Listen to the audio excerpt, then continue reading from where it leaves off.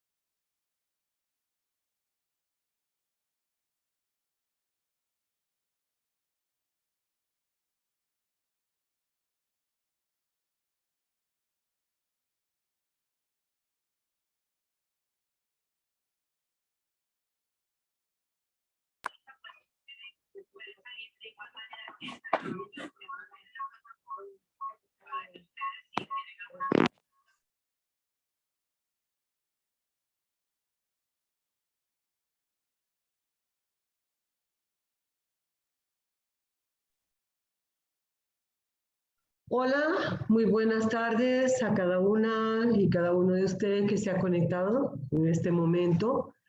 Um, Mi nombre es Xiomara Abu, como coordinadora nacional del Foro SIDA. Les doy la más cordial bienvenida a cada una y cada uno de ustedes. En primer lugar, notifico, ¿verdad?, que en la participación del día de hoy, que es prácticamente elementos fundamentales del trabajo que se va a realizar a partir de hoy hasta el día martes, que es el martes 27, vamos a estar haciendo una serie de reflexiones porque gran parte de las compañeras y compañeros que están sumando ya han pasado por el modelo propedéutico, que fue el primer ciclo de laboratorios. Entonces, antes de iniciar, yo quisiera que las personas que están conectadas se me van presentando. Entonces, en este momento, si van a abrir su cámara y se me presentan, me dicen de dónde son y si habían tomado el curso propedéutico anteriormente, ¿verdad? Quiero conocerles. Entonces, iniciamos.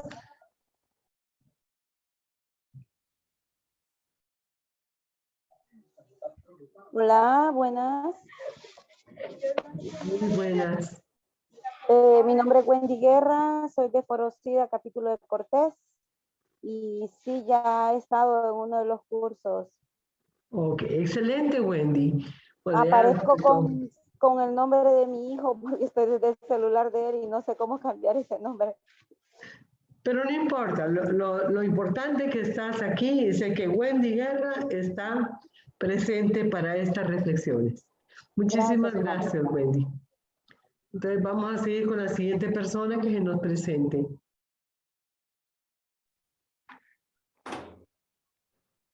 Buenas tardes. Soy Ariel Sierra. Yo soy parte del cuerpo técnico del Foro SIDA de aquí de Tegucigalpa. Muchas gracias, Ariel. Siguiente. Muy buenas tardes. Melvia Antunes, enlace Foro SIDA en la ciudad de La Ceiba. Muy bien. Un placer compartir con ustedes esta jornada. Gracias. Siguiente. Hola, buenas tardes. Mi nombre es Alejandra Elizabeth Rivera, soy de San Isidro, Intibucá, y ya he tenido la oportunidad de estar con el Foro Nacional del SIDA. ¿Ya llevaste los primeros propedéuticos? ¿Pasaste los laboratorios anteriores? Creo que no me escuchó. Siguiente. Buenas tardes, mi nombre es Gloria Elizabeth Enríquez. Somos de la familia de la Pastoral Social Caritas Diócesis de La Ceiba y hemos estado ya en verdad en el curso de Foro SIDA. El propedéutico, pues, ¿verdad? Sí, okay. Estuvimos 2 días y pues muy agradable de estar compartiendo hoy con ustedes.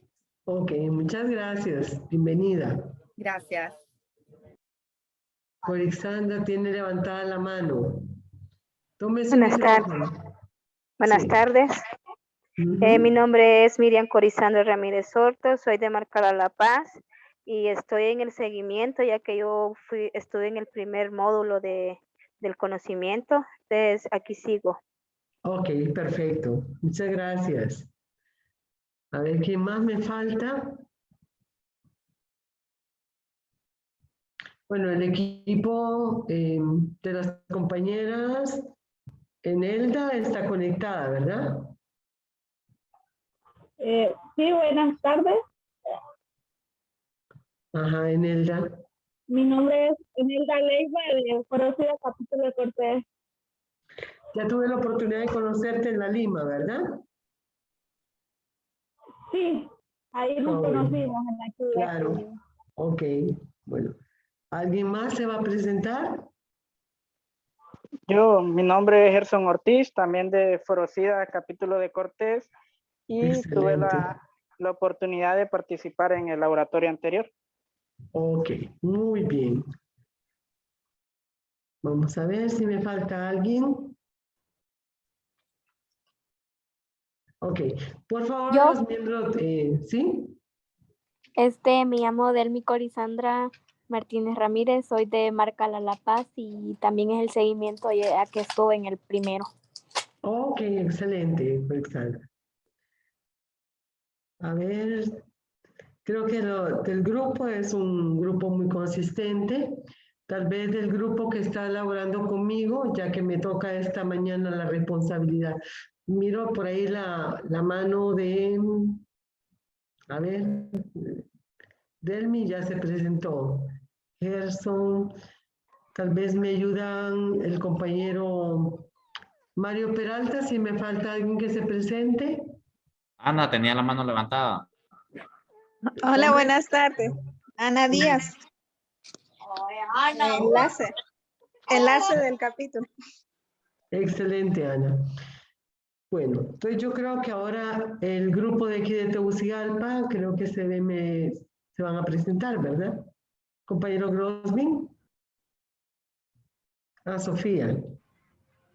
Hola, mucho gusto, Sofía Barahona. En este momento no puedo activar la cámara porque no sé qué dificultad tiene mi computadora, entonces no me está funcionando la cámara. Soy parte del equipo de facilitadoras de los laboratorios. Un placer estar aquí con ustedes. Ok, muchas gracias, Sofía. Por lo menos la foto es halagadora. Espero que el niño participe también, ¿no? Siguiente.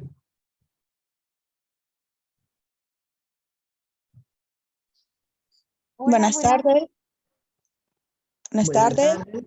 Mi A nombre es ver, Amber Sasso. déjate ver, ¿nos puedes mostrar tu cámara? Permítame. Ok, bueno. buenas tardes. Mi nombre es Amber Sasso.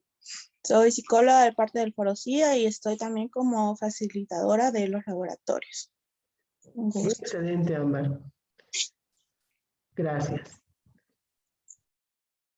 Bueno, creo que ya estamos la mayoría, solo me falta Grosvin, que he llamado. No sé si estás conectado, Grosvin. Voy a presentarme yo. María José también. Sí. Hola a todas y todos, mi nombre es María José, ya había hablado con todos porque yo les hice las invitaciones y un gusto estar aquí con ustedes. Gracias, María José. Ok. ¿Alguien me falta?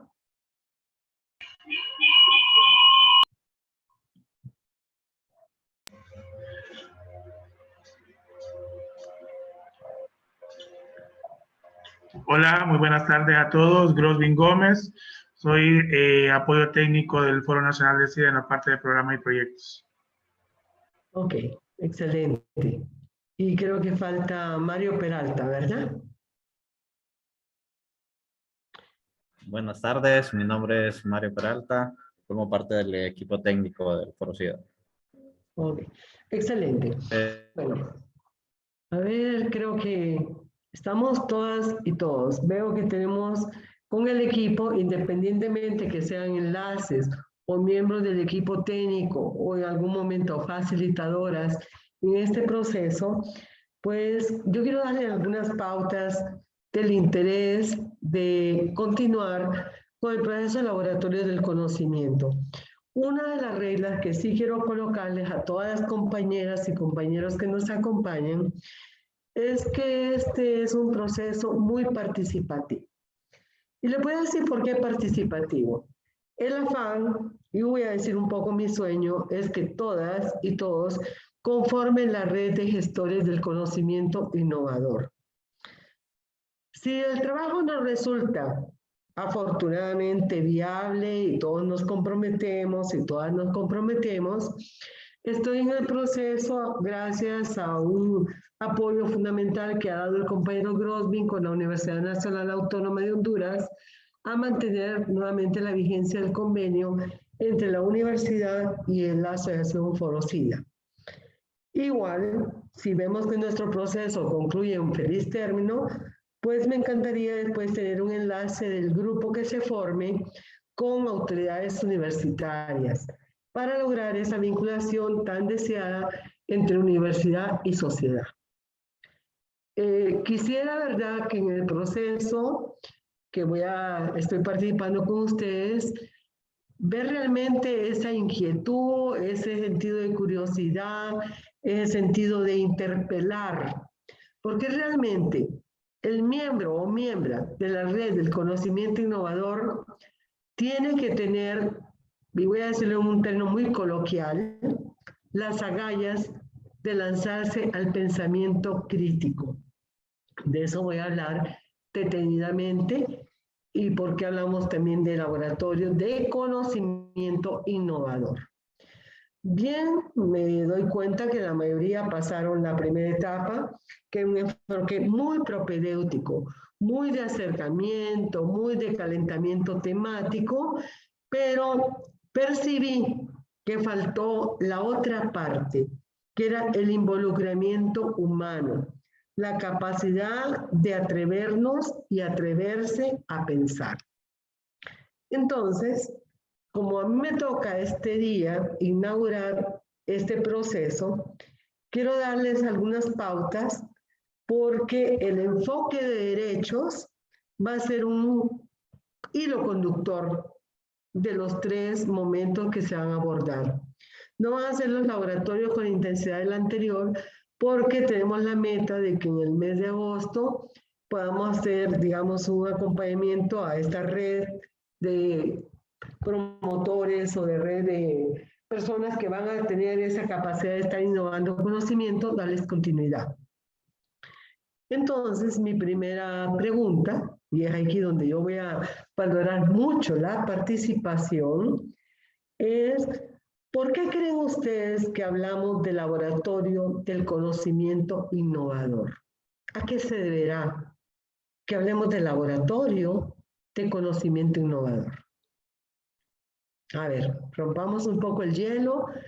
No quiero ser así como dedocrática, ¿verdad? Pero sí quisiera que únicamente pediría a los compañeros que van a facilitar que ellos sí se me abstengan en este momento, salvo el compañero Grosvin, que sí está en el equipo que puede interactuar mucho, Alejandro, pero el resto de las compañeras, Gerson, que ahí lo veo, a la compañera Enelda, ¿verdad? Y a los que ya recibieron el módulo propedéutico. A ver, ¿quién me dice por qué hablamos de laboratorio de conocimiento innovador? Activen su micrófono.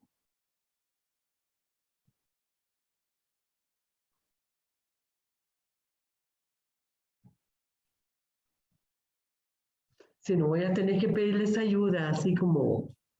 Hola. A ver, Elisa. Sí, te escucho, Elisa. Sí. A ver. Bueno, yo lo veo más porque como laboratorio de, o sea, del conocimiento innovador, porque es un lugar, ¿verdad?, para generar conocimiento, incorporando las cosas tecnológicas, ¿verdad?, a la par y jugando con la creatividad que cada uno también de nosotros tenemos como promotores, como agentes de cambio, ¿no? para poder implementar proyectos que también den resultados, ¿no? Pero que también sean como proyectos dirigidos a que la comunidad se sienta bien, ¿verdad? O sea, la comunidad que participa se sienta bien. Entonces es más como un proceso creativo apoyado por la tecnología, por el aprendizaje, la experiencia, ¿verdad? El intercambio de experiencia. No me voy a perder esas dos categorías que me ha dado en esta tarde. El tema del recurso tecnológico y la creatividad. No me las vaya a perder, ténganlas muy presentes. A ver, unas 2 intervenciones o 3 más, quiero escuchar. Gracias, Bueno, Elisa. Bueno, a mí la palabra laboratorio es como un espacio también para la experimentación, ¿no? Como para poner en práctica el conocimiento que uno va adquiriendo en ciertos temas, en ciertas temáticas, y pues de ahí poder como dar un análisis más amplio, pero también más fundamentado de lo que se quiere hacer. Correcto, me parece muy bien y me gusta que has tomado el concepto de laboratorio como ese espacio donde se experimenta. Fíjense qué interesante, ¿verdad? Ya la compañera me contribuyó con la parte tecnológica, con la creatividad, y tú has entrado al núcleo de la palabra laboratorio, el espacio donde se experimenta. Obviamente, en la tradición, ese espacio ha sido para las ciencias naturales, para el mundo de la biología, de la microbiología, de la experimentación biomédica, etc. Pero pocas veces se ha visto, ¿verdad?, el cruce hacia el ámbito del laboratorio en campo social, donde hay mucho trabajo por hacer. Así que muy oportuno. ¿Alguna otra intervención? Tenemos la mano levantada de Delmi. A ver, Delmi.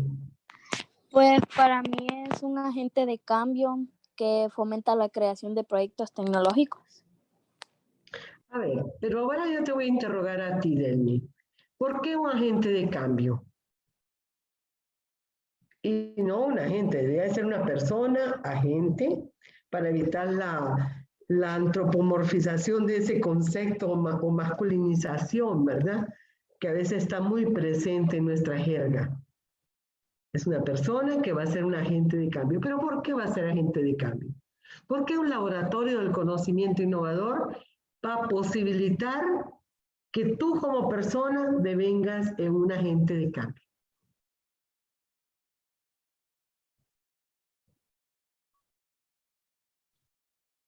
Sin temor, recuerden que este es un proceso, nuestro proceso es un laboratorio.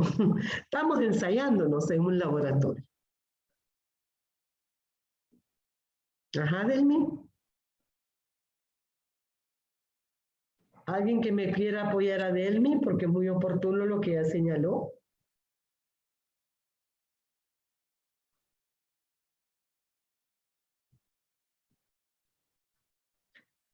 Bueno, yo creo que a medida que se va experimentando, se van adquiriendo experiencias nuevas, se va intercambiando conocimientos entre lo que sabe un compañero o una compañera de otra área, de otra comunidad, y se va enriqueciendo el conocimiento de cada uno de nosotros y la práctica que deberíamos de hacer.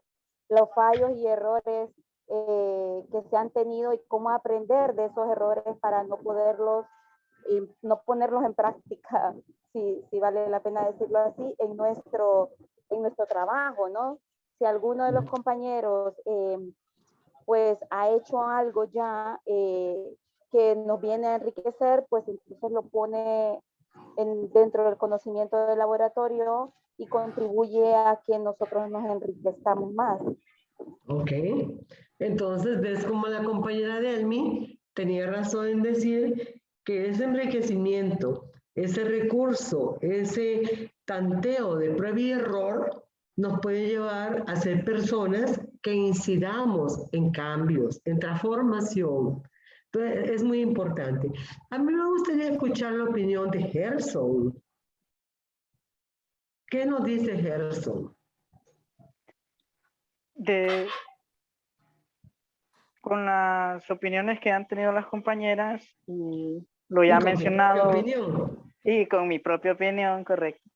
Entonces, es muy importante lo que ya se mencionó, ¿verdad? Que se puede ser una persona agente de cambio por los conocimientos que vamos a adquirir en los laboratorios. Y me gustó mucho lo que mencionaba Wendy, lo que ella planteaba, que al escuchar laboratorio, la parte de la experimentación, ¿verdad? Y realmente en el área social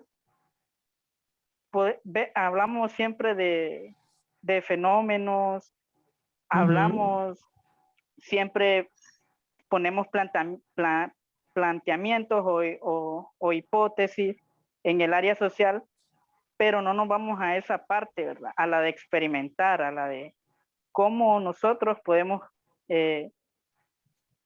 brindar conocimientos para empezar a generar cambios. Porque como usted lo mencionaba, cuando se habla de laboratorio se va a la biología, a la medicina y a toda la rama científica, no al área social.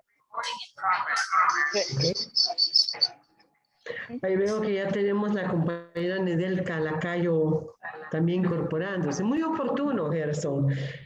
Después viene otra pregunta, porque aquí estamos construyendo, aquí todas y todos estamos construyendo ya reflexión, ¿verdad? Fíjense cómo vamos en un recorrido de categorías y de conceptos. Experimentación, creatividad, intervención, hasta llegar a ser personas agentes de cambio. Muy bienvenida, Nedelka Lacayo, creo que se ha sumado por ahí. Si te presentas, Nedelka. No sé si tiene el micrófono. Y un poco para seguir avanzando, Melvi Antunes, que anda por ahí. A ver. Sí. Bueno, yo miraba el término, la expresión laboratorio de conocimiento innovador y pensaba en laboratorio como ese proceso de ensayo, de error, de aprendizaje, lo miraba, ¿verdad? El término conocimiento, la palabra conocimiento me llevaba a la lectura, al análisis, a la comprensión, y el término innovador en los diferentes cambios, ¿verdad? Entonces, queriendo unir estas tres palabras claves, es como las diferentes acciones o procesos que podemos ir desarrollando para adquirir mejor conocimiento o más conocimiento o mejorar lo que sabemos para hacer cambios, para hacer cambios sociales. Por ahí me va mi... Interesante. Yo sé cómo estamos construyendo, pero ahora sí me interesa una posición clave, porque ustedes me están dando el tema de estar experimentando, de tener información, de llegar a tener conocimiento, y están haciendo una especie de crítica analítica de los tres conceptos: laboratorio, conocimiento, innovador. Bueno, ahora les voy a dar un poquito de carne sobre lo que estamos hablando. Cuando ese término de laboratorio se utiliza metafóricamente. ¿Por qué metafóricamente? Ustedes ya dieron la pauta. Porque el origen ha sido en el mundo de la ciencia natural y de pronto se transgrede, transgredir es pasar el rumbo, pasar la frontera, y entro yo al mundo social. Y ese mundo social me las tengo que ver, y aquí tengo una buena socióloga, a la compañera que tengo aquí en el grupo, que espero que en algún momento también intervenga, y entran las ciencias políticas, entra la misma filosofía, al ámbito de las letras, y bueno, pero en lo innovador también tiene otro cruce, que estos laboratorios de conocimiento innovador irrumpen a un modelo curricular tradicional, lineal. No sé si algunas habrán leído en algún momento obras de Paulo Freire, ¿verdad? Un pedagogo brasilero que realmente escribió libros La educación como práctica de la libertad, la pedagogía del oprimido, porque realmente la educación que hemos recibido a lo largo de muchos años ha sido lo que él llama una educación bancaria. ¿Qué significa la educación bancaria?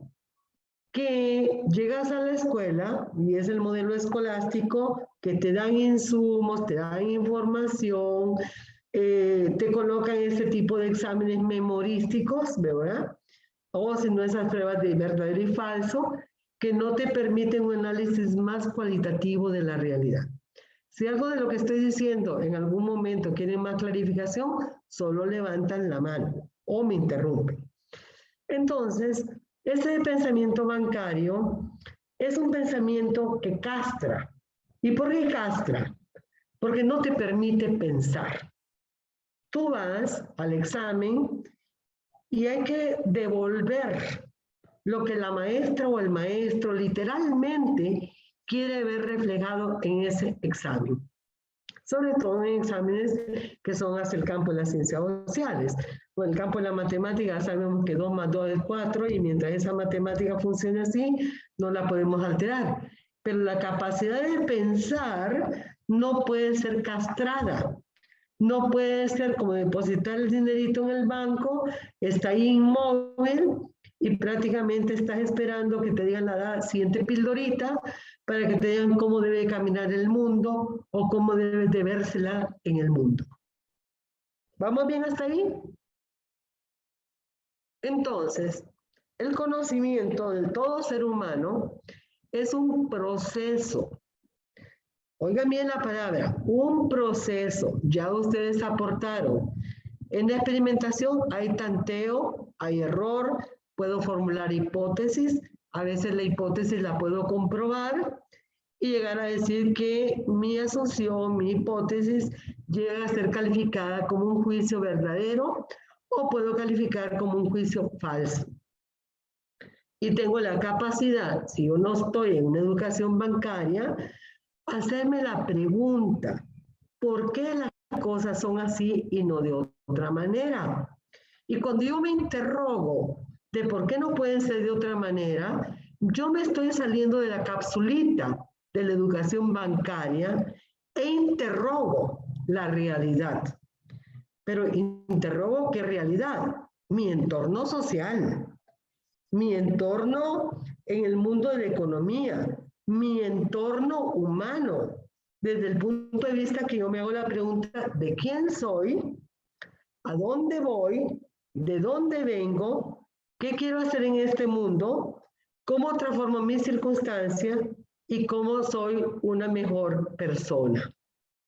¿Vamos bien por ahí, compañeras y compañeros? Sí. Sí, ¿Estamos sí, claros? vamos bien. Vamos bien. Entonces, el conocimiento es un hecho histórico, social y práctico. Fíjense bien, histórico. No partimos de cero. Nada de lo que yo estoy diciéndoles esta tarde parte de cero. No, hay toda una tradición histórica. Pero hay que ver la historia también de una forma crítica.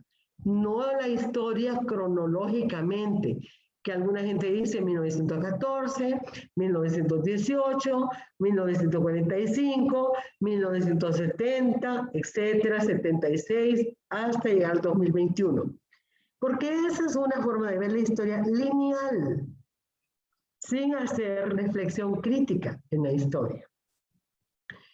Entonces, el conocimiento, al ser un proceso histórico, es social, porque todas y cada una de ustedes que estamos esta tarde somos seres sociales en relaciones humanas, independientemente de que la llegada del COVID te dice que hay un distanciamiento social, el concepto es incorrecto. Lo que hay es un distanciamiento físico de persona a persona, de grupos, pero no hay distanciamiento social. Fíjense bien cómo las palabras tienen trampa, ¿verdad? Entonces, todo conocimiento es histórico, es social y fundamentalmente práctico. No puede ser ninguna persona agente de cambio si no traspasa de la teoría a la acción. ¿Hay alguna pregunta en el momento? Fíjense bien que estoy utilizando los términos de ustedes. La última intervención con Melvia me daba conocimiento, ¿verdad? Pero no todo lo que creemos que es conocimiento. Fíjense la trampa que estoy colocando. Porque yo puedo tener creencias, ¿verdad? Pero no toda creencia asciende al estatus de conocimiento. Yo puedo tener información, mucha información, mucho uso de la tecnología, lo que se llama la sociedad de la información. Pero no tengo, por tener todo ese acervo de insumos, de plataformas, de virtualidad, no me garantiza que yo tenga conocimiento. Entonces tenemos que hacer una interrelación entre la sociedad de la información y la sociedad del conocimiento. ¿Alguna pregunta?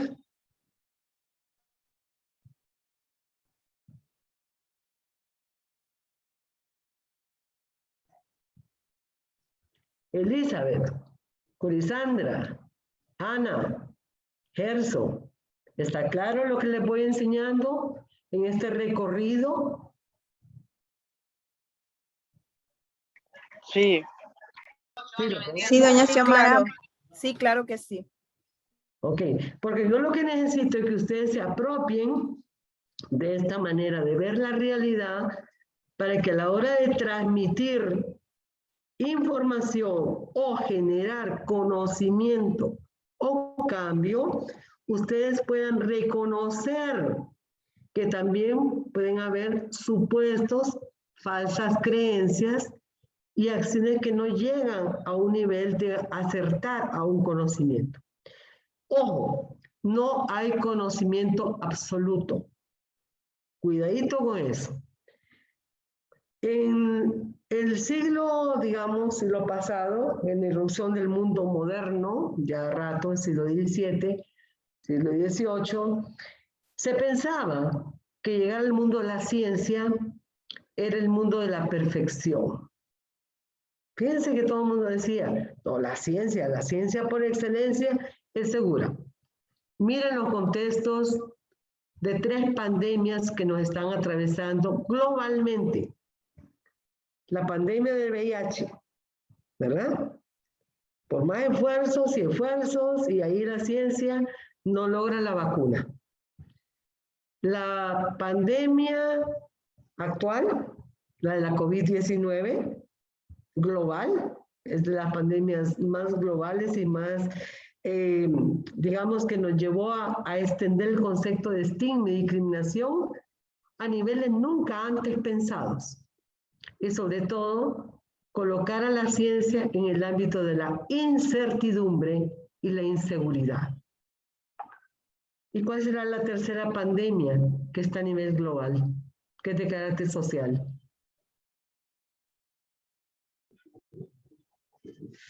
La violencia. Correcto. Curiosamente y tristemente, la violencia es la tercera pandemia global. Fíjense cómo nos estamos encontrando ante el problema del virus, del VIH, del virus y todas las cepas de la COVID, y una pandemia que atraviesa al ser humano por los roles que se fueron institucionalizando, roles de género, naturalización del papel o posicionamiento de la mujer en la sociedad históricamente, ¿verdad? Hasta los retos que tenemos en nuestros días cuando no logramos transgredir una sociedad patriarcal y por ende las expresiones del machismo y las consecuencias derivadas de los femicidios, de los feminicidios. Entonces nos vamos dando cuenta que aparentemente estamos avanzando en gran conocimiento de la sociedad humana, pero más que todo en la sociedad de la información, porque fuimos entrando a un capítulo que nos globalizó y todo el mundo se emocionaba estar en el mundo de la globalización. ¿Por qué? Porque yo, por ejemplo, puedo estar ahorita en Tegucigalpa, ustedes en Marcala, y hay una sinfonía que está tocando en Nueva York o en Berlín, y claro, la conectividad me permite estar en el mundo de la globalización, perdiendo la mirada de que yo estoy en un país pobre, subdesarrollado, y que a pesar de que me dicen que estoy en la red de la globalización, no estoy en el mismo nivel de igualdad ni de equidad. Pero la globalización fue tan seductiva, ejerció un poder de seducción en las humanas y en los humanos, pero nos enfrenta ahora que a pesar de que no todas y todos estamos en el mismo barco, en igualdad de condiciones, hay un problema que sí nos está cruzando fuertemente: COVID y violencia. ¿Qué piensan de esto que les he señalado?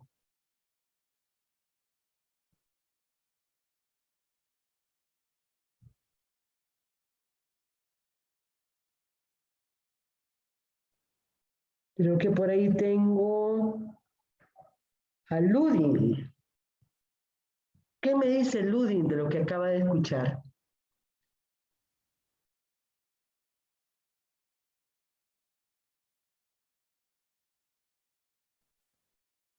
O Corisandra. No tengan temor, este es un espacio, este es un laboratorio, ¿no? No tengo la verdad absoluta tampoco, ¿verdad?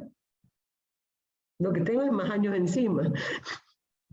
Considero que lo que está pasando es que siempre ha habido violencia. Lo que pasa es que ahora todo el estrés de cambiar todo el entorno que teníamos, nuestros horarios, lo ha hecho que se magnifique el nivel de violencia. Ya existía, y existía en gran manera, pero ahorita se ha duplicado, quintuplicado, sin saber qué nivel tiene ya. Y aunque hay muchos esfuerzos para disminuir la violencia, la pandemia y el encierro de la COVID nos ha venido a hacer un boom de la violencia, pues a explotar los niveles de violencia. Claro, tienes razón, pero ahí te das cuenta cómo vuelves a la historia. Si tú ves la historia en el mismo mundo griego, te vas a dar cuenta de cuál es el rol que tenían las mujeres y los varones en la sociedad de Nápoles griega. Igual, si vas a las culturas étnicas, también vas a ir viendo diferentes roles, ¿verdad? La etapa del matriarcado fue muy breve históricamente. A surgir después todo un patriarcado que desgraciadamente se fue naturalizando ese rol de sumisión. Por ejemplo, un Schopenhauer que te decía que las mujeres eran mujeres de cabello largo y ideas cortas, imagínate. O sea, únicamente la apariencia estética de la mujer, pero sus ideas cortas, porque no podían estar en la misma igualdad que el pensamiento de un varón. Llegaron a haber teorías donde nos decían que el cerebro del hombre pesaba más que el cerebro de la mujer. Que si, por ejemplo, estabas en el mundo de la filosofía platónica, pues el alma del ciudadano era, si era virtuoso, podía reencarnarse en otro ser humano virtuoso. Pero si era una mujer, posiblemente ellos creían en la reencarnación, ¿verdad? No en la visión cristiana. Pero si era una mujer podía reencarnarse tal vez en una vaquita, ¿no? Imagínate. Y cómo esas tradiciones culturales permearon usos y costumbres en la sociedad. Por ejemplo, la celebración del primer hijo, si es varón o si es la niña. Me cuentan a mí que en muchos lugares se celebra con gran fiesta y algarabía, bueno, no en contexto de COVID, ¿verdad? La llegada del varón. No así la llegada de la niña, ¿no? Y en otras culturas, pues pensar que tener una niña es ir pensando cuál va a ser la dote que voy a tener que pagar para que un ciudadano se acerque y contraiga matrimonio. Por ejemplo, en las castas de la India, ¿no? ¿Ves? Entonces, lo que tú me acabas de afirmar es el rol que ha venido prácticamente siendo muy opresivo, muy aniquilador de esa categoría que vamos a ir viendo, la denominada sujetas de derechos. Ni siquiera la condición de ciudadanía. Y si vemos el país, nuestro Honduras, cuando las mujeres lograron el estatus de ciudadanas y ejercer el sufragio. A ver quién me pone al día en esto. Delmi tiene la mano levantada. A ver, ¿quién tiene la mano levantada? Delmi. No se preocupen. Escucho.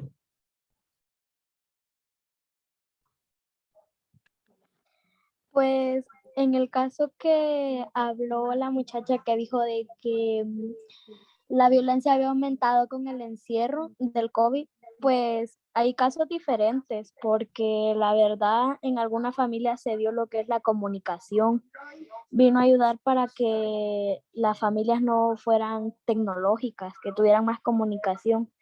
Pero prácticamente por el encierro los hombres sí aumentaron prácticamente la violencia, porque como no les gusta estar encerrados, bueno, solamente mi opinión.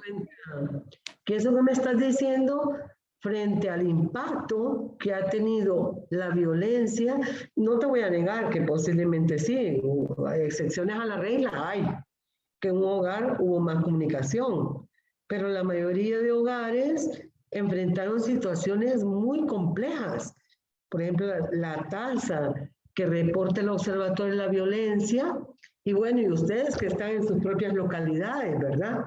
Ver continuamente que abre uno un Facebook, que rapto, que muerte de una chica en la Ceiba, que jóvenes garífunas por allá, secuestradas, asesinadas, uno escapa a la comunidad LGBTI, sobre todo chica trans, ¿no? Bueno, ya saben lo que está sucediendo en el país con el castigo, ¿verdad? Que viene estatal por la muerte de Vicky Hernández, ¿no? Entonces, son fenómenos que si yo no tengo capacidad crítica, que es pensamiento crítico, es difícil que yo las pueda comprender y, como decía Melvia, analizar, pero después de analizar, comprender, interpretar, explicar y buscar alternativas para contrarrestar el impacto negativo que estos fenómenos sociales están teniendo en los seres humanos. María José tiene la mano levantada. A ver, María José. Hola. Hola, María José. Es que me gustaría agregar un poco al comentario que dijo la compañera. Si bien es cierto, la pandemia permitió que en las familias se llevara más la convivencia la convivencia física y no tecnológica, como ella menciona. Lo que sí es de que cabe mencionar de que la pandemia logró visibilizar las brechas tanto de género como de clase que había en los diferentes sectores del país. Y si menciono brecha de clase es porque la pandemia limitó el acceso a trabajos o el ingreso económico de familias que vivían que pertenecían al sector informal. Y me refiero al sector informal con los que la mujer que vende tortillas en la esquina de los barrios o los que vendían en los mercados de las ciudades. Entonces, esta falta de acceso a lo económico conllevó a ciertas limitaciones de las familias y que de alguna forma se desenvolvían también en violencia física, emocional, y también eso llevaba a aumentar la brecha de género o una violencia directa hacia las mujeres y a los mismos hijos. Fíjate que tu aporte es muy interesante porque yo utilicé la metáfora del barco en la globalización. Es decir, no todo mundo, a pesar de que creemos en la globalización, no todo mundo está en igualdad de condiciones, porque aquí tenemos dos paradigmas. Paradigmas, bueno, es una categoría también desde el mundo de la ciencia social, donde está el paradigma del modelo neoliberal Y el otro paradigma que voy a contraponer, sin querer ser binaria, el modelo de humanismo. Y digo no binaria porque hay un humanismo cristiano y hay un humanismo laico, ¿verdad? Entonces, cuando yo hable de humanismo, no estamos queriéndonos meter al costal de los fundamentalismos, porque ahí ya cerraría la posibilidad de pensamiento crítico. Pero retomando lo que dice María José, me parece muy correcto en base al comentario de la chica anterior. Esa brecha que se abre, que evidencia y agudiza las desigualdades, agregamos algo más, la raza, la clase, como decías, y género, ¿verdad?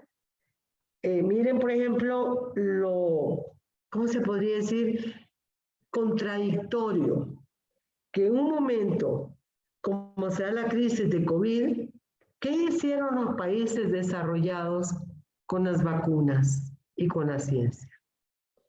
¿Qué hicieron los países pobres con las capacidades privadas, hospitalarias, versus la respuesta gubernamental?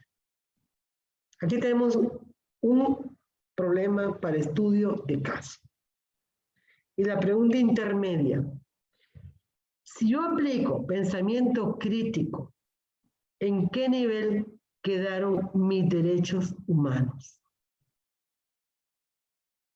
No me estoy inventando nada, ustedes me han aportado todos los elementos para llegar a esta pregunta. Dos escenarios, neoliberalismo versus una visión humanista, laica, sin quitar la espiritualidad, que no significa que me voy al fundamentalismo, ¿verdad? Tal vez debo declarar esto. Cuando uno mira una posición neoliberal, obviamente estamos hablando de mercado.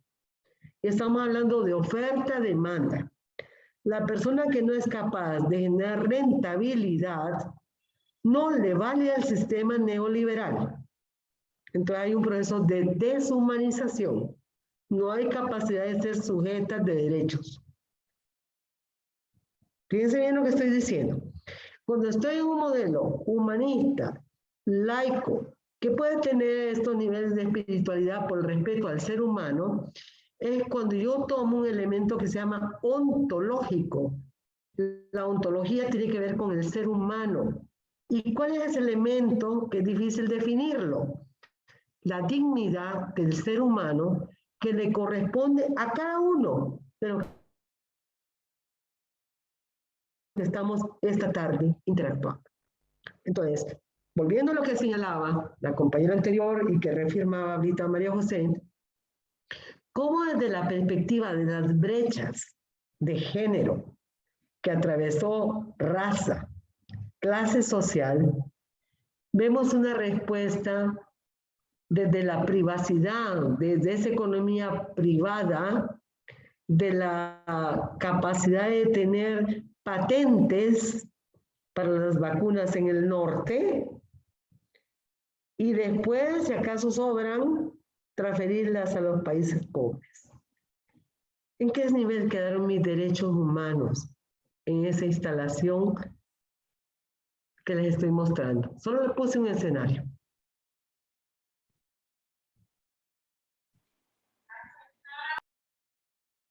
Ana. Bueno, buenas tardes, ¿verdad? El nivel que estamos viendo realmente está en el tema de derechos humanos, estamos como diciendo, viniendo para abajo. Y si bien es cierto lo que usted hacía la pregunta, cuando empezamos a ejercer el sufragio, si dice, ¿verdad? En 1955 que nos aprobaron y el 57 votamos. Y empezamos a votar, pero a elegir no podíamos ser electa en ese momento. Y hasta hace poco es donde ya nos dan la oportunidad de tener la paridad, donde podemos, o la alternancia, que le puedo decir, donde yo ya puedo participar dentro de lo que es los puestos políticos, pero siempre viendo, ¿verdad? Y es la más lamentable en el tema de derecho porque siempre somos la segunda opción. Si vamos de alcalde, somos vicealcaldesa. Si vamos de diputadas, somos las suplentes, y así sucesivamente. Y viéndolo en este tiempo de pandemia, dentro de todo el contexto, en lo que es la ruta Lenca, le podríamos decir, tuvimos un gran sufrimiento de derechos. Para empezar, el tema de la denuncia. Contábamos con lugares donde podíamos denunciar cerrados, ministerios públicos donde funciona lo que es la MAIE cerradas, todos los entes que regulaban lo que el tema de la denuncia para la prevención de violencia. Las mujeres en su mayoría estuvimos coartadas de derecho, lo que usted decía, las mujeres que íbamos al jornaleras, las mujeres que podíamos ir a vender tortillas, ya no podíamos porque no teníamos permiso, no éramos grandes empresarios. Y muchas de las otras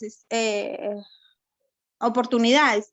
Y vimos el tema de que cuando se da el primer PCM, que sale quienes pueden ya salir a ejercer su trabajo, sale que es solo los empresarios de las ferreterías. Entonces, si hablamos en el tema de cómo vamos trabajando en el tema de derecho, creo que vamos desfasándonos más bien, en vez de ir subiendo o luchando, vamos para abajo. Entonces, nuestro nivel creo que va en disminución. Eso sería mi aporte. Interesante reflexión, pero te voy a someter a un reto.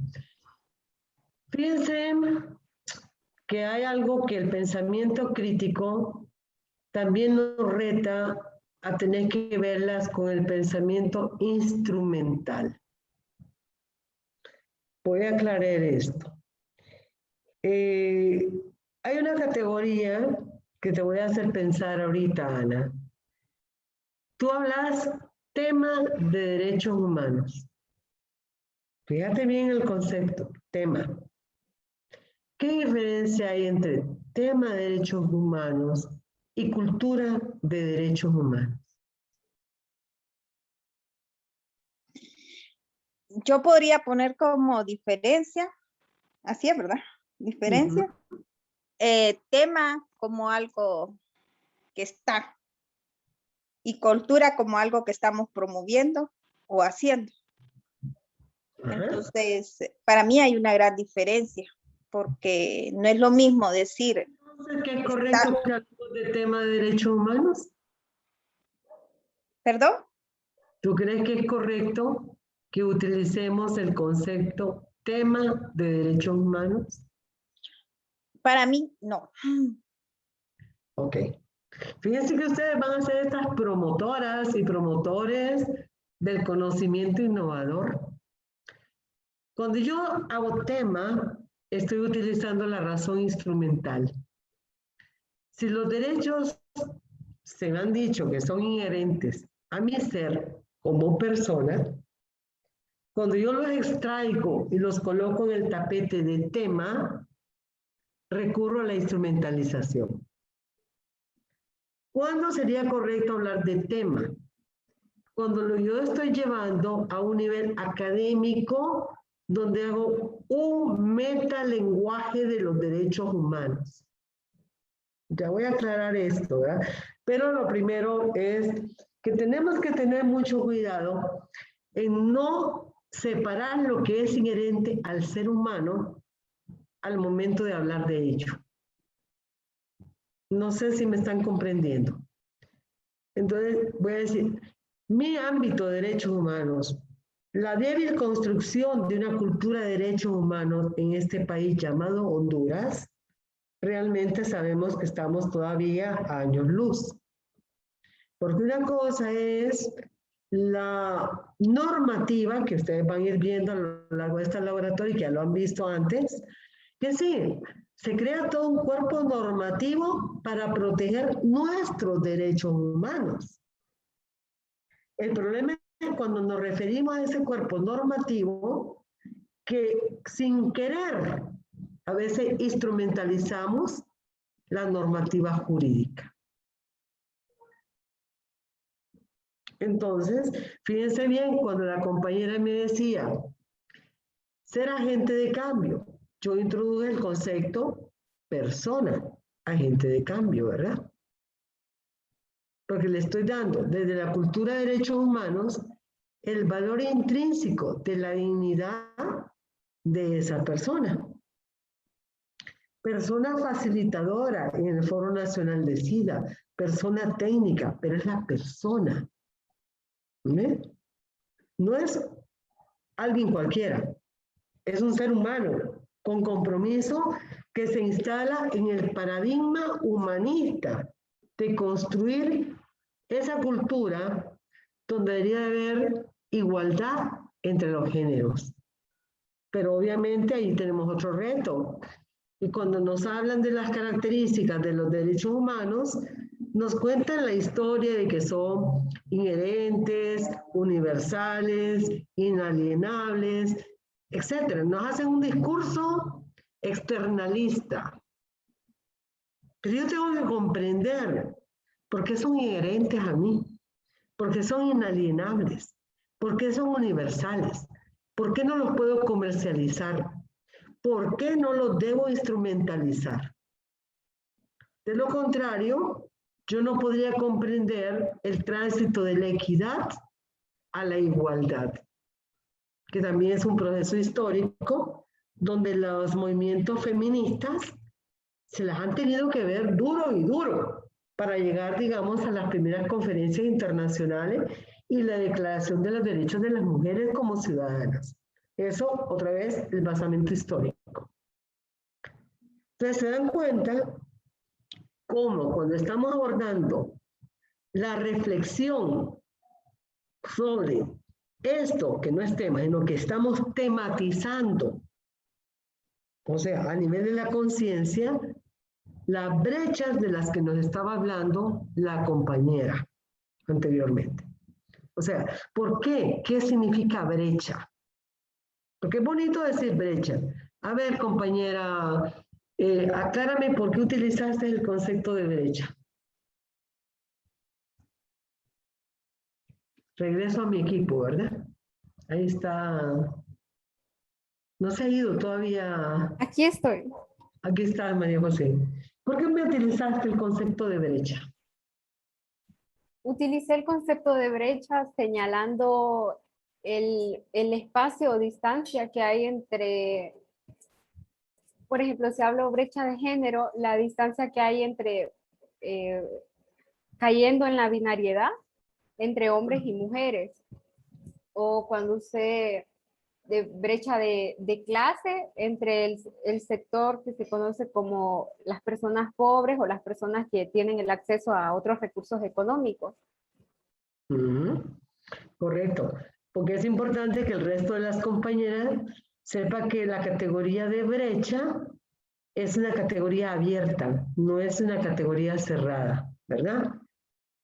Y es una categoría abierta porque se dialectiza a medida que hablamos después de la interseccionalidad. Ya la interseccionalidad te habla de otro abanico, ¿verdad? ¿Es así, María José?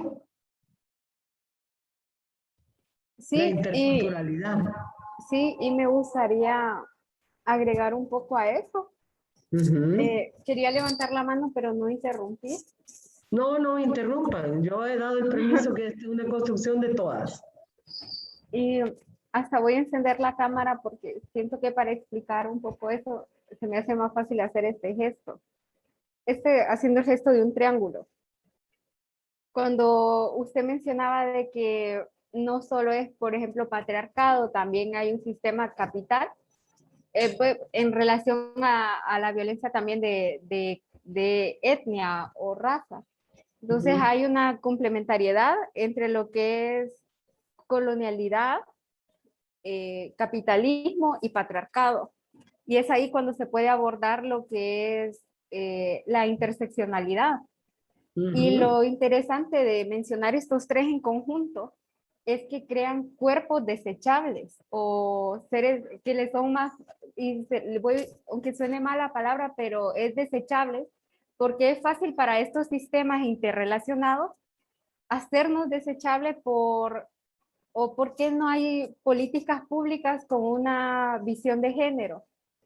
Porque no somos no estamos siendo importantes para el sistema. O por qué no hay políticas públicas con un enfoque para la diversidad sexual.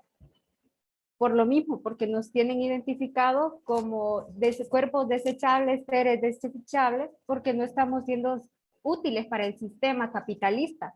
Y aquí en Honduras se puede ver que es muy fuerte la expresión de estos tres sistemas, comenzando un ejemplo con las sedes.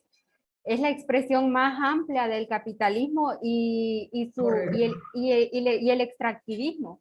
Y poco están importando las existencias y todo lo que incluye esos territorios y la pérdida que será para esta gente, una pérdida no solo de territorio, también una pérdida cultural. Y este tipo de violencia ya lo habíamos experimentado, se había experimentado previamente con el colonialismo. Ahora, ya que me traes a colación el colonialismo, no te me vayas, María José, porque creo que es muy oportuno para todas las demás, como también el colonialismo tiene una base histórica desde la conquista de América, y cómo fue el perfil de la indígena, ¿verdad? O sea, el repudio, ¿verdad? El uso, la esclavitud, bueno, a pesar de que habíamos salido de un modelo esclavista, pero de pronto aparece en nuestro lenguaje un poco europeizante, porque también hay que hacer la crítica, la descolonialización, ¿verdad? Entonces me gustaría que aclararas por qué de pronto una categoría como la descolonización es importante en el pensamiento crítico. Tal vez comenzar mencionando de que el colonialismo dio mucho impulso a lo que hoy se conoce como el capitalismo.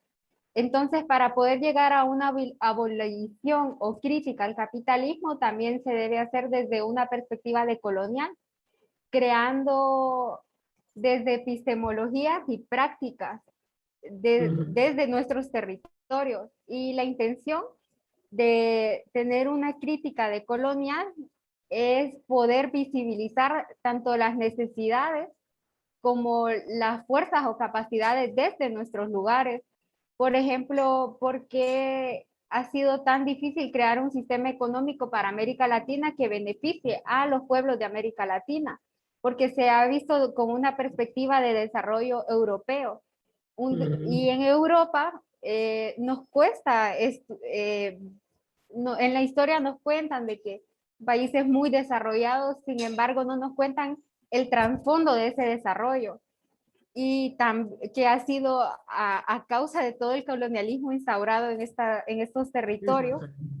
Entonces, la intención de crear una crítica decolonial, un pensamiento decolonial desde estas zonas, es poder visibilizar las necesidades de nuestros lugares y crear desde lo colectivo, porque es necesario también fortalecer lo colectivo y lo comunitario para poder crear soluciones a los problemas actuales. Correcto. Ven cómo María José está contribuyendo a las intervenciones iniciales, donde una de las compañeras hablaba de la importancia de venir persona agente de cambio.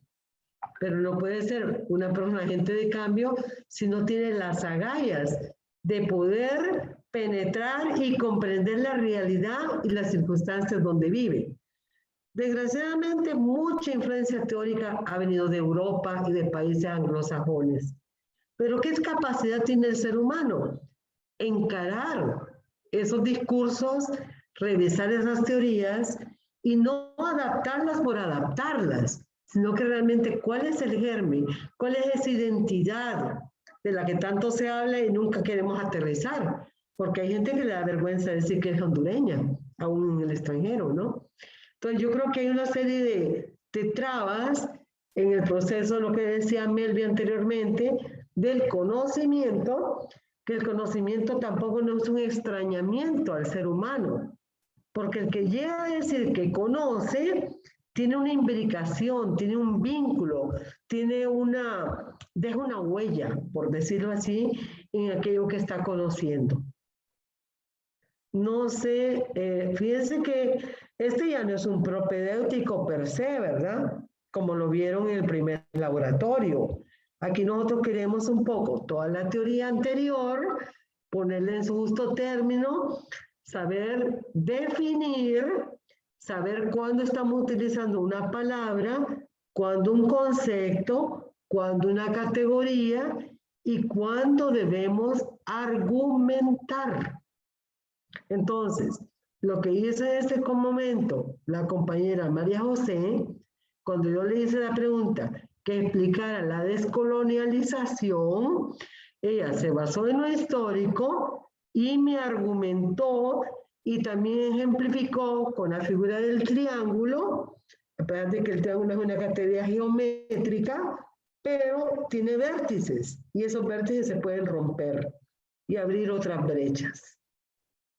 A ver, dígame cómo se siente con este nivel, porque vamos creciendo. Estamos en un enfoque constructivista crítico. ¿No se me han dormido todavía? ¿Hola? No, aquí estamos, doña Xiomara. Ahí están, vamos bien. Estamos bien. Es interesante. Hasta me atrevo a pedir, miro que lo están grabando. Y hay tanto potencial, tanto conocimiento en lo que estamos hablando, que a mí me gustaría tener después como para retomar otra vez todo esto que hemos conversado y eso, ¿verdad? Sería interesante poder tenerlo. Bueno, vamos a ir viendo, porque ustedes, lo que sería interesante para mí, otro sueño, tener una revista electrónica, ¿verdad? Una revista electrónica de los promotores del conocimiento innovador. Pero eso significa que cada quien tiene que ponerse una meta.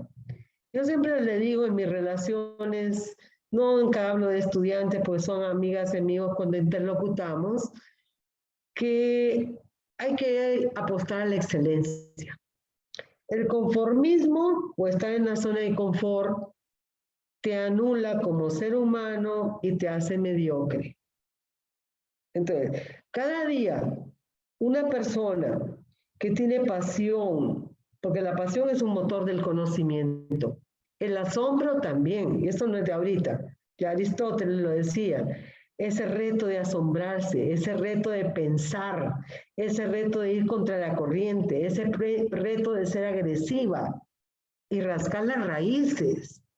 Y por ejemplo, nosotras, las mujeres, empezar a deconstruir es, como bien decía María José, a ver todo ese proceso de descolonialización, del rol que jugamos, de los miedos que internalizamos.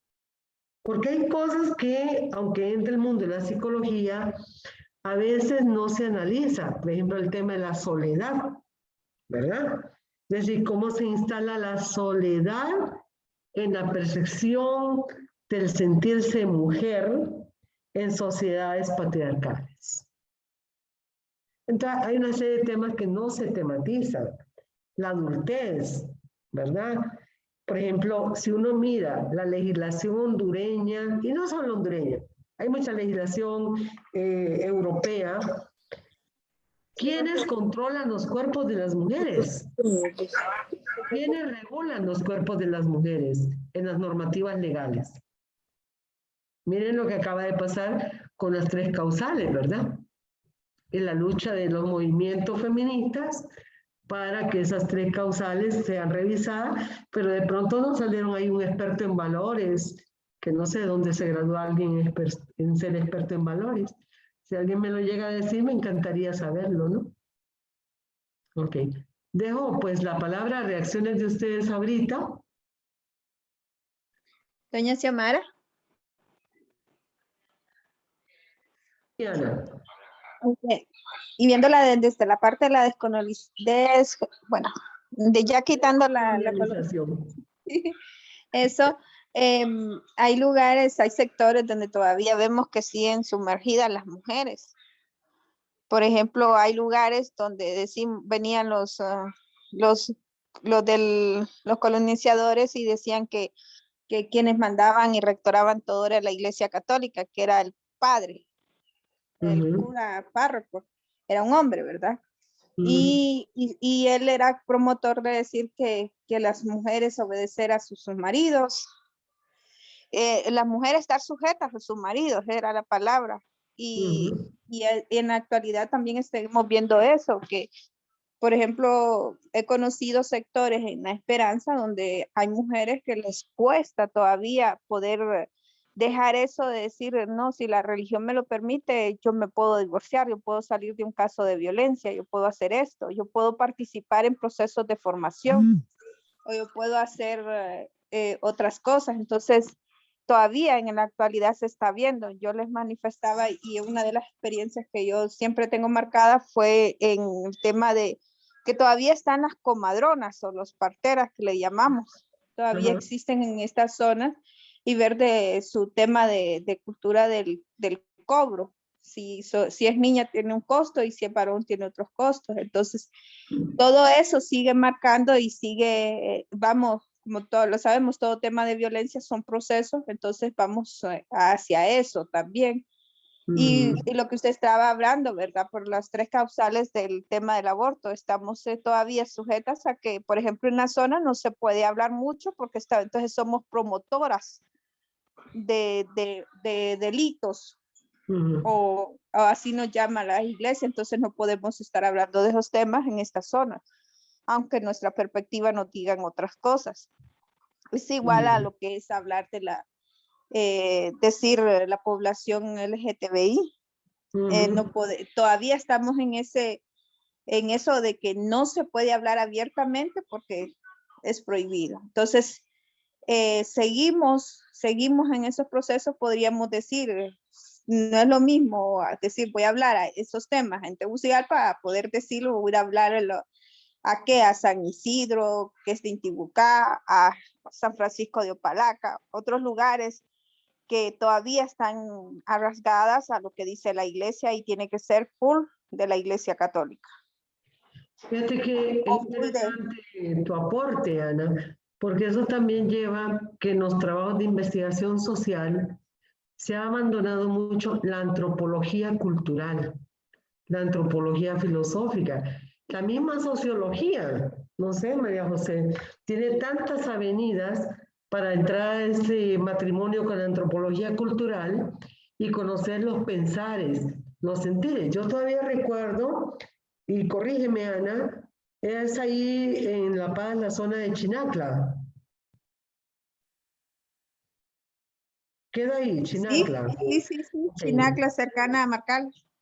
Exacto. Es decir, no sé si tú no me acompañaste tú, cuando había una persona del grupo, cuando estaba el capítulo de La Paz un poco más configurado, y había fallecido una persona que saliendo de un evento fue atropellada. Entonces decidimos ir a darle el pésame, ¿verdad? Nos acercamos con el carro del foro. Estaba de voluntaria. Estaba de voluntaria. Y lo primero que me asombró fue que el recibimiento fue por 7 hombres. Yo iba con Dorrene, creo que andaba la compañera Janet, no sé, andaba Cene, no recuerdo. Pero cuando yo pregunto que quiero ver a la viuda, me contestan que el difunto lo tienen ahí arriba. Ya había pasado una semana. ¿Ah? Que a mí me asombró, dije yo, ¿cómo el difunto arriba? Bueno, ya me acerco allá, siempre conducido por los varones, ¿verdad? Entonces entro y claro, no es que el difunto estaba ahí, fue una forma verbal de lenguaje. Lo que tenían en la fotografía, el altar y el techo lleno de mazorcas. O sea, no, es un techo realmente crítico, ¿no?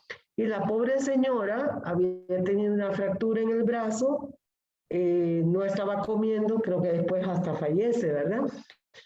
Pero tenía otro problema serio, que era una niña amarrada a un árbol, por un problema, creo que era epilepsia, ¿no? Entonces era visto como el animalito. Y esto vuelve al tema de lo que decía María José, cómo la cultura va generando el desecho, los cuerpos desechables, las patologías. Por ejemplo, miren, hasta ahora estamos levantando la mirada con las personas con discapacidad. Pero históricamente, la discapacidad siempre se vio como el mal grave de una sociedad. todo el Taijeto, históricamente, el lugar del barranco donde tiraban a las personas con deformidad. En las guerras mundiales, toda la invasión del nazismo en Alemania, con ese enfoque eugenésico, aquel que tenía una discapacidad es un desecho. Pero nuestra sociedad sigue también generando los cuerpos, como decía bien María José, en desecho. ¿Tiene la palabra, María José?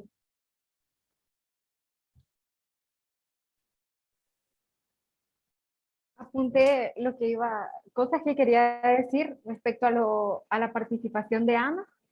Y primero quisiera abordar lo de la paridad ya en la política partidaria. Si bien es un avance de que ahora exista esta política de la paridad, ¿qué tan efectivo es considerando de que en la sociedad es bien difícil tener en el imaginario colectivo una mujer asumiendo cargos de toma de decisión? Entonces, por lo tanto, en las elecciones internas puede ir la misma cantidad de mujeres como de hombres. Sin embargo, ya después, ¿quién va a votar por estas mujeres?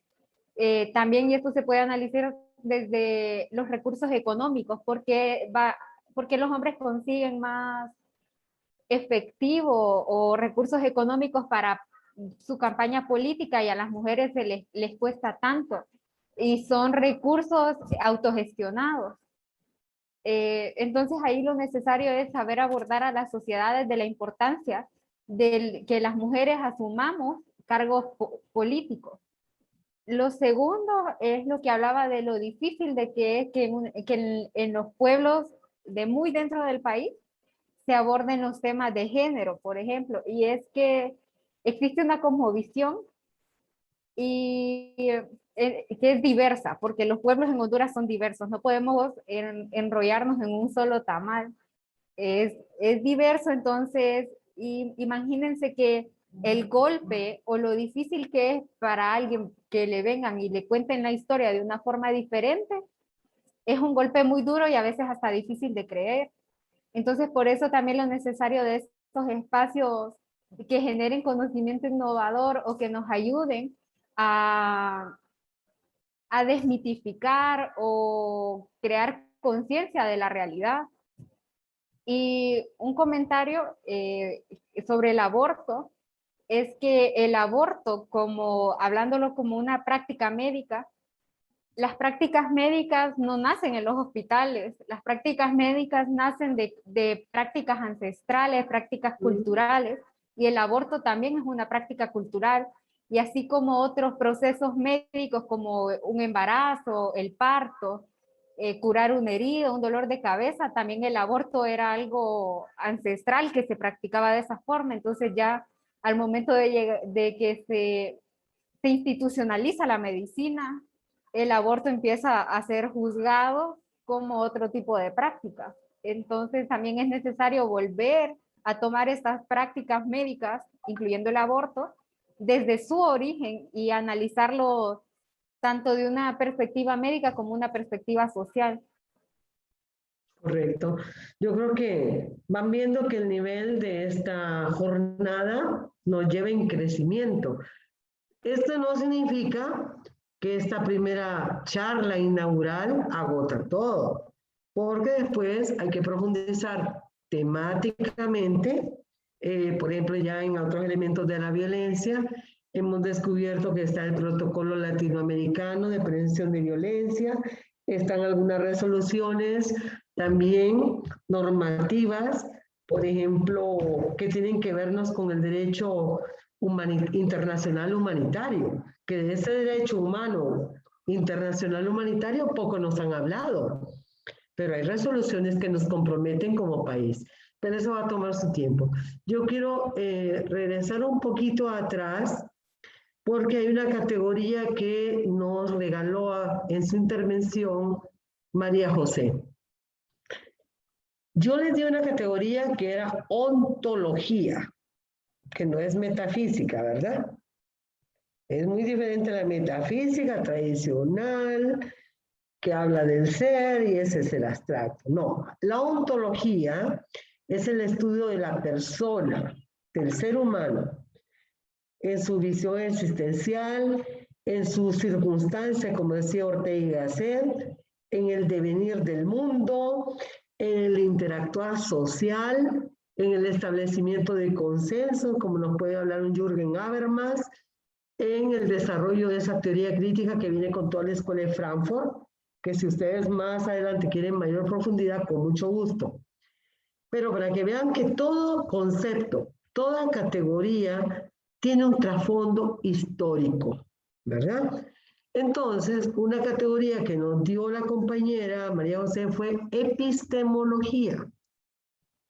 Ya Melvia había introducido el concepto de conocimiento, pero hay reflexiones sobre el conocimiento de manera general que han sido las teorías del conocimiento.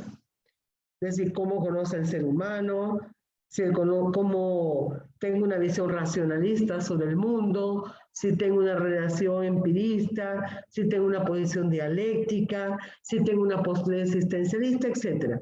Pero ella introdujo epistemología. La epistemología es teoría de la ciencia.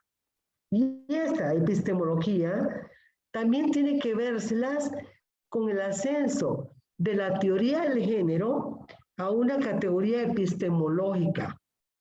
Porque años atrás, muchos años atrás, hablar de género en la universidad se consideraba pseudociencia, igual que el psicoanálisis.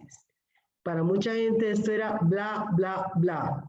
O sea, inventos ahí de las mujeres queriendo hablar de teoría de género, de feminismo, y hasta el punto que mucha gente cree que el feminismo es activismo, cuando el feminismo es una filosofía política, ética, estética. Y es filosofía. Pero obvio, es una filosofía de las mujeres sin entrar a la exclusión del otro, que es el varón, en la medida en que trascendemos diferentes modelos de feminismo, ¿verdad? Porque igual hay epistemologías, hay ontologías, hay pensamientos críticos, ya les había dicho, la apuesta es un pensamiento crítico laico, humanista, no instrumental. Creo que estamos viendo que vamos creciendo en el manejo terminológico. También quiero hacer otra diferencia que es importante para los siguientes momentos de reflexión que tengan con las compañeras. Mucha gente en nuestro país confunde concepto y definición. Entonces, alguna gente dice, yo tengo mi concepto de justicia. Yo tengo mi concepto de ley. Y definen, sin darse cuenta que hay una separación entre definir y conceptualizar. Yo tengo el concepto de ley. La palabra ley, para los juristas, creo que ahí tengo a la compañera Nedelka Lacayo. Es abogada, ¿verdad, Nedelka? No oigo a Nedelka. Sofía, también, ¿verdad? Sí, sí. Entonces, soy abogada. ¿Qué tal? Sí, soy abogada. Entonces usted tiene el concepto de ley, que cuando uno va y dice, no, es que yo tengo mi concepto de ley. No, pero la ley se define como declaración de la voluntad soberana, que manda, prohíbe o permite, ¿verdad? Creo que está más sofisticada en la codificación del derecho civil. Entonces, ¿qué es la ley? La ley es el concepto. Y lo que digo de la ley es su definición. ¿Me están comprendiendo, verdad? El concepto de justicia. El concepto es la palabra, justicia. La definición de la justicia puede dar a cada quien en igualdad de condiciones lo que corresponde, o por una meritocracia. Creo que Ulpiano tiene un buen concepto de justicia. Entonces, no me confundan concepto y definición, ¿verdad? La categoría es un concepto más elevado. Por ejemplo, dignidad humana es una categoría, porque tiene un nivel de abstracción más allá del concepto. Voy a ponerlo más sencillo. Nosotros en el lenguaje, en el idioma español, usamos palabras, ¿verdad? yo tengo la palabra masa.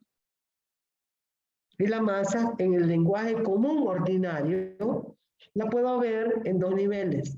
La masa para hacer tortillas, ¿verdad? Lo que las mujeres hacen con la maseca, etc. Pero la palabra masa tiene un nivel connotativo. Ahí es denotativo, denota la masa que trabajan las mujeres. Connotativo, la masa en el sentido sociológico, en población. La masa en el sentido físico, masa energética, ¿verdad? Masa bioquímica. Entonces, las palabras tienen, en el nivel denotativo son palabras, en el nivel connotativo son conceptos o categorías. ¿Me comprendieron?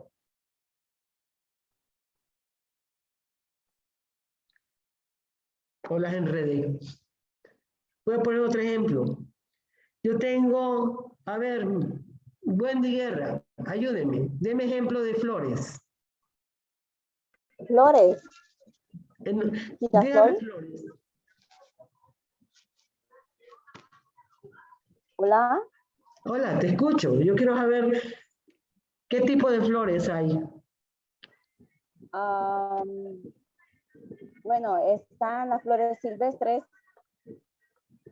No, pero ejemplo, cuando vos vas al mercado y vas a, y ves ahí la gente Hay que vende flores. rosas, hay girasoles. Rosas, girasoles, ¿qué más? Claveinas.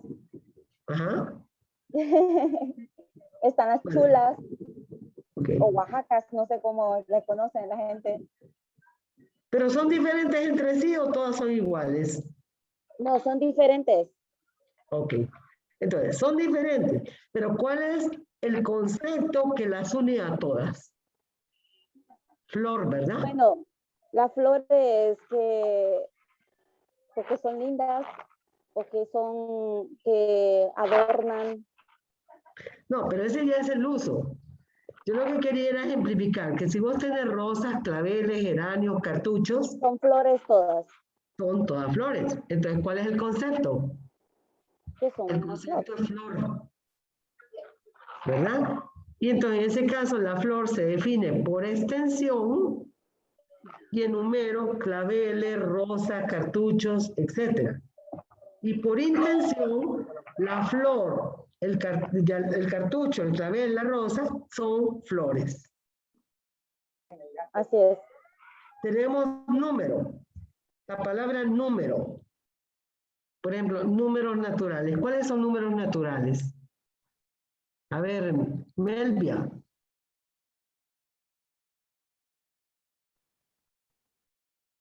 O Gerson. O Grosby.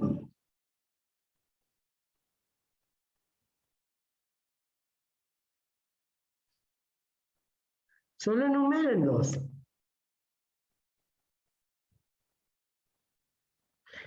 El ejemplo que estoy haciendo es solo didáctico, para que vean concepto y definición.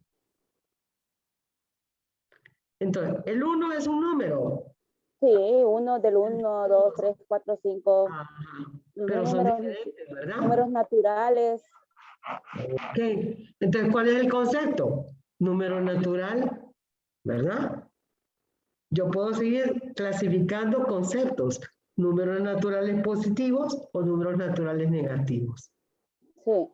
Entonces, este es un ejemplo para que sepamos diferenciar concepto de definición.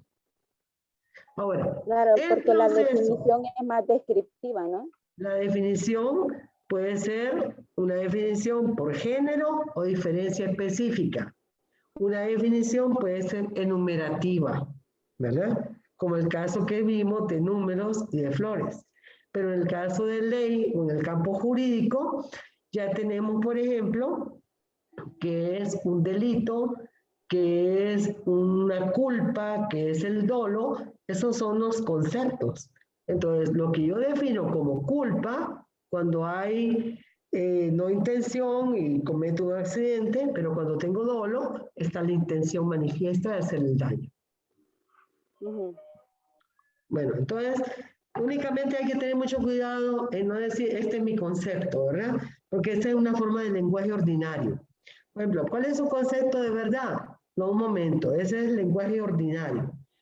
Yo voy a definir el concepto de verdad y voy a tratar de decir qué es la verdad, ya sea, digamos, cuando yo contraste una teoría, sea científica, a través de la experimentación y obtengo un hecho contundente que elevo a nivel de juicio.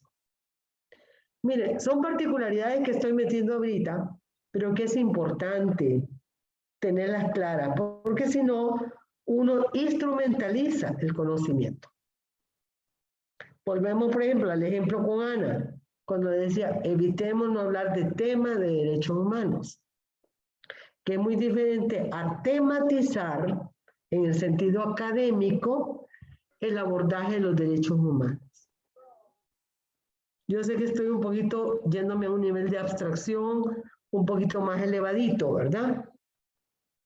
Porque obviamente, a ver, si todas fueran en este momento músicas o músicos, y yo les doy una partitura de una melodía, póngase una sinfonía de Bach, pero todos son músicas y han estudiado música.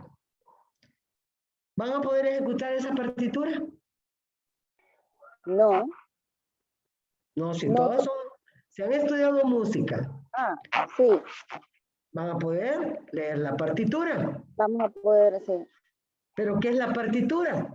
Son símbolos donde están notas en un pentagrama, en sus líneas y en sus espacios. Si yo en mi vida nunca he estudiado música y ustedes son músicas, ustedes me van a saber leer el pentagrama y me van a explicar qué es el pentagrama. Entonces, en ese momento que ustedes saben, conocen y me van a explicar, ustedes utilizan un metalenguaje para explicarme eso que yo no sé. Por eso es que de esa manera se puede aceptar tematizar el abordaje de los derechos humanos a nivel de explicarle a otra o a otro lo que no sabe, lo que no ha comprendido, para evitar que crea que es algo memorístico, que es algo cosificable, que es algo instrumental. ¿Me están comprendiendo los niveles? Esto lo digo porque ustedes como promotoras del conocimiento innovador, ustedes van a tener el andamiaje, no absoluto. Van a tener ese andamiaje para orientar a otra persona. Pero para orientar a esa otra persona, ustedes tienen que tener el posicionamiento claro del término, de los conceptos, de las categorías, del abordaje, de la forma como van a argumentarle a otra persona. Por eso es que la sociología, el enfoque del conocimiento, a diferencia de la sociedad de la información, es una tarea del día a día de construcción, de reflexión, de hacerse la pregunta si realmente pensamos.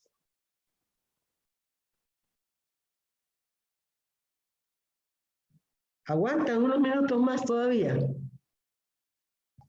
Sí, claro. Solo voy a hacer una última pregunta, porque yo creo que la riqueza de esta tertulia, que yo veo que todavía me falta mover algunos corazoncitos y cerebritos por ahí, pero no teman, nada es difícil cuando uno está atento a la escucha y perder el miedo de preguntar.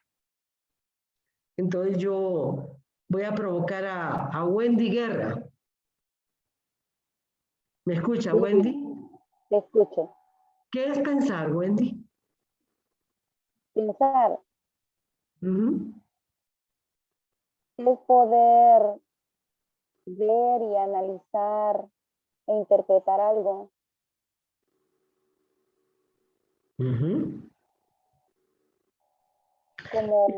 Como desmenuzar una idea. No sé, algo así. Bueno, te das cuenta que la pregunta parece fácil, ¿verdad? Sí. Pero yo veo que no me quieren ayudar el resto de compañeras por ahí. A ver, Grosvin, ¿está o no está Grosvin en el chat? Sí, sí está. Está en silencio mi compañero por ahí, ¿ah? ¿Y Alejandra Rivera? Yo si quiere participo, Xiomara. Vaya pues. Bueno, con la pregunta, ¿verdad? De qué es pensar. Yo la recuerdo todavía y aún tengo mis dudas, ¿verdad? Porque yo sigo insistiendo que pensar es analizar y formar ideas, cuestionarse, ¿verdad? Sobre determinado objeto, por ejemplo, determinada situación. Entonces, para mí es eso, es el análisis para llevar a plasmar una idea sobre esto. Ajá, pero ahí me metes en otro colocho. Ajá.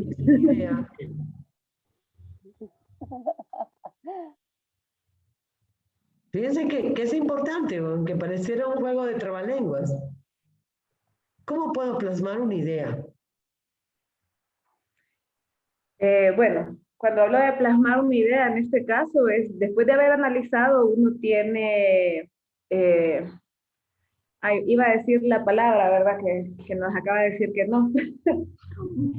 Pero como uno se va por esto, ¿verdad? Del derecho, que nos enseñaron eso.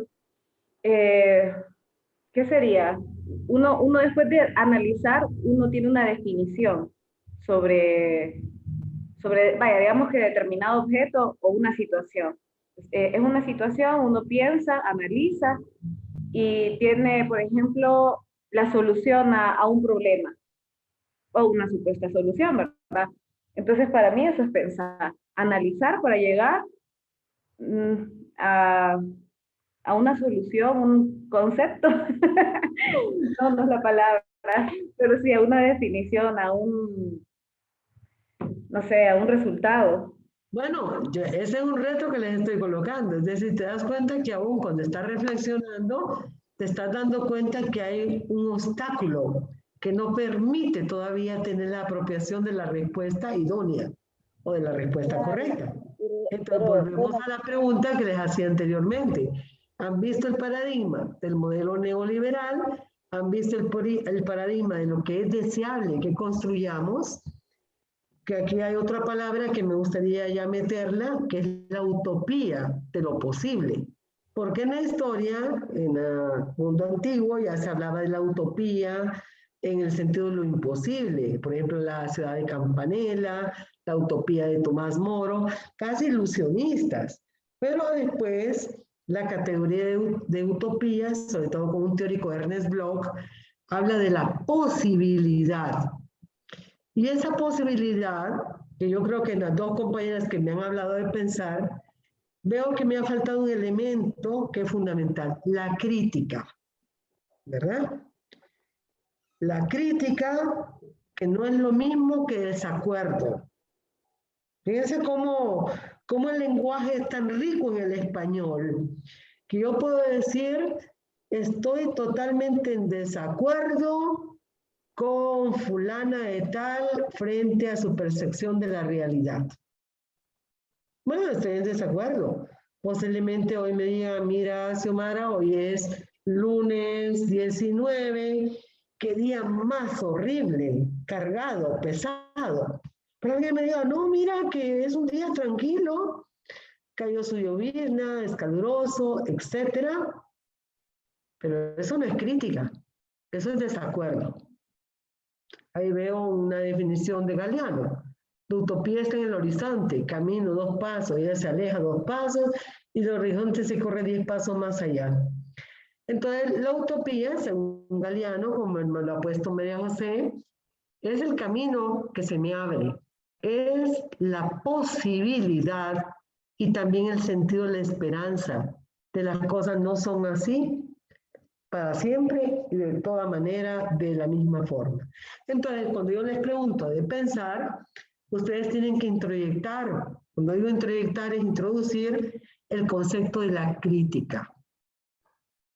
Pensar, crítica, argumentar, es una triada. Pero en medio de esa triada hay lo que decía María José, varias brechas que transitar. Por ejemplo, es importante el análisis, claro, muy fundamental analizar. Pero si yo no soy capaz en el análisis de hacer la síntesis y de argumentar, no puedo dar el siguiente paso. Y si en el proceso de la argumentación se me atraviesan falacias o argumentaciones inválidas, tampoco puedo caminar, ¿verdad? Entonces tenemos que tener mucho cuidado con todos los edificios, con todos los retos que la palabra pensar, que el concepto de pensar están conduciéndome en mi vida propia, en mi individualidad, en mi convivencia social y en la transformación de esta realidad. Y sobre todo para nosotras, las mujeres, la realidad opresora, la realidad del desecho, la realidad de restar en la ciudadanía o dejarnos en ciudadanía de tercero o cuarto orden. Fíjense que esto apenas es una introducción, compañeras, ¿verdad? Entonces, tal vez una de las moralejas es apostar a la construcción de una cultura de derechos humanos donde tematizamos toda la implicación que el abordaje clásico de los derechos humanos nos han venido día tras día contándonos sus características, diciéndonos que se clasifican en primera, segunda, tercera, cuarta generación. Eso es un trabajo academicista. No es inválido, es correcto, pero sus fines son otros propósitos. Es, por ejemplo, alguien que va a una maestría de derechos humanos, tiene que conocer toda la teoría, todo el enjambre conceptual, categorial, las diferentes teorías desde el justnaturalismo, desde el just positivismo, ¿verdad? Desde un just dialéctico para vérselas en la comprensión de la normatividad que está a la base de los derechos humanos y el salto cualitativo gracias a los movimientos feministas con la conquista de los derechos de las mujeres y también con lecturas que son fundamentales, sobre todo el pensamiento feminista como una Simone de Beauvoir, la misma Woolf, Virginia Woolf y muchas otras feministas de vanguardia que están atisbando el fuego y muchas vinculadas a la Escuela de Frankfurt, pocas conocidas como una Nancy Fraser, por ejemplo, ¿no? Y así otras que podríamos ir en el camino de nuestros encuentros virtuales y profundizando. Entonces, pues la tarea de hoy sigue que ustedes repiensen el recorrido que hemos hecho, que retomen desde las primeras categorías que me dieron creatividad. Miren qué importante es la creatividad, ¿no?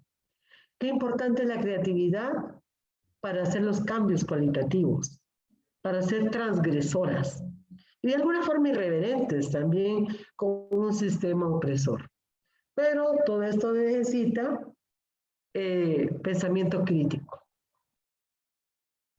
Así que son ya casi las 8. Entonces me gustaría tener todavía un espacio de encuentro mañana con ustedes antes de darle la palabra a Sofía, seguiría, ¿verdad? Yo voy a seguir siendo punta de lanza a lo largo del trabajo de las compañeras facilitadoras, porque hay algunos temas que sí ameritan provocarnos y salir del casillero en que nos han metido años tras años, aún en la academia.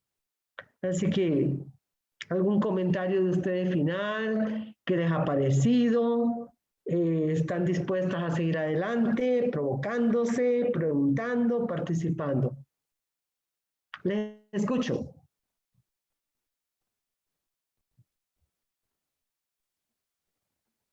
Bueno, para mí ha sido una experiencia muy enriquecedora, como que me saca de la zona de confort y me lleva a buscar más, a leer más, a profundizar un poco más en lo que aquí hemos mirado y motivada a continuar, ¿verdad? Porque si este es el inicio, ya no digamos cómo va a ser cuando estemos más adelante. Así que muchas gracias y muy bueno para que Gracias. Okay.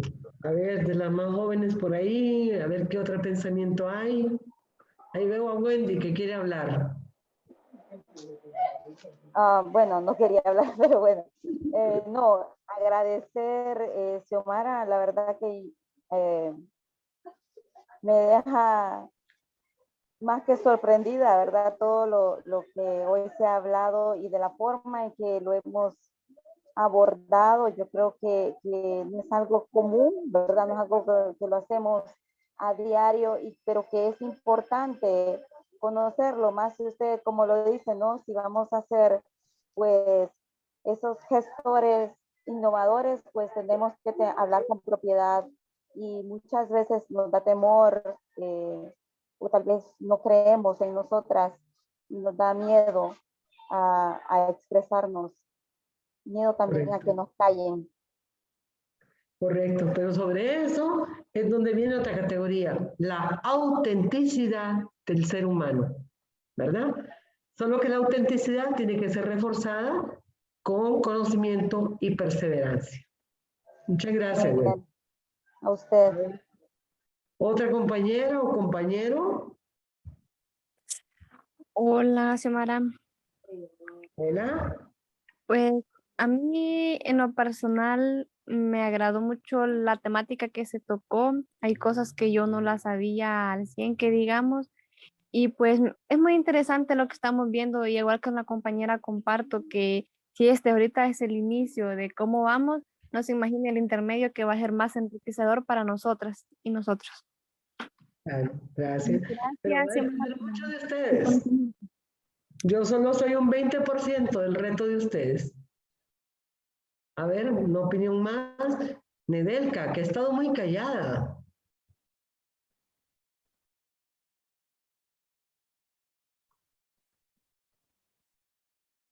¿Algún otro compañero? Los varones se me han perdido. Aquí estamos procesando toda esa información. Bueno, pero hay que procesar y también contribuir, ¿verdad? Claro que sí. Es un intercambio. ¿Ves? Entonces, ¿vas a seguir, Gerson? Sí, claro que sí. Vamos a ser parte de toda esta construcción de conocimientos que vamos a hacer con todo el equipo. Ok. Bueno, miren, ahí me preguntan qué día será la formación. Vamos a estar en este maratón de esta semana con diferentes temáticas. Algunas, como digo, van a estar apoyadas por la facilitación tanto de Sofía, Ámbar, María José. Va a haber participación de Mario Peralta, pero todo va a ser una construcción. El día de hoy es que yo me agarré el barco completo, ¿ah? Porque creo que todavía falta afincar algunos conceptos, algunas categorías, para que el cuerpo de actores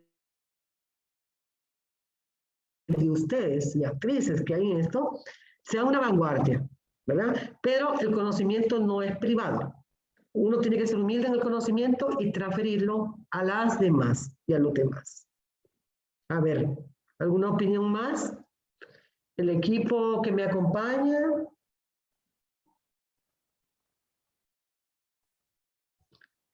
Así le voy conociendo también, ¿no?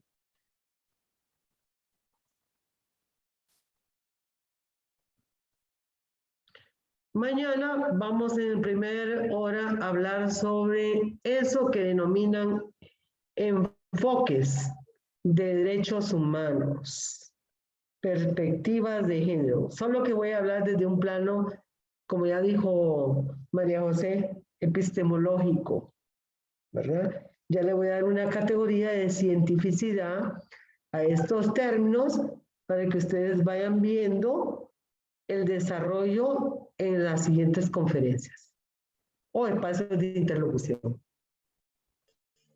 Oh, muy bien, va a estar interesante. ¿Alguien más? Después van a poder ver conferencias en la plataforma, ¿verdad? Para fundamentarse más y algunos artículos que van a tener también que ir leyendo y apropiándose. Sí, esta semana es de 6 a 8, y lunes y martes de la próxima, porque es un horario que ya ustedes por lo menos han salido de la rutina y por lo menos entran a otro reto, ¿no? A un reto donde no están ligados a un trabajo X o Y, a una demanda de indicadores. No, esta es una demanda personal, con un propósito humano, humanista. A ver, ¿alguien más ya para ir cerrando?